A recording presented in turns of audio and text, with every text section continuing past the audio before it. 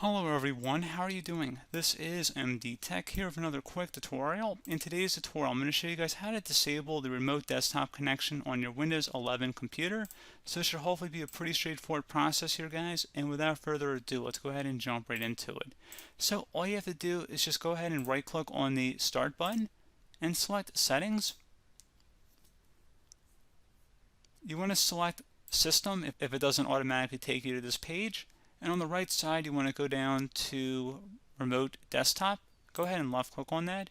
So now that we're on this page, Remote Desktop, connect to and use this PC from another device using the Remote Desktop app. Go ahead and toggle that to the off position.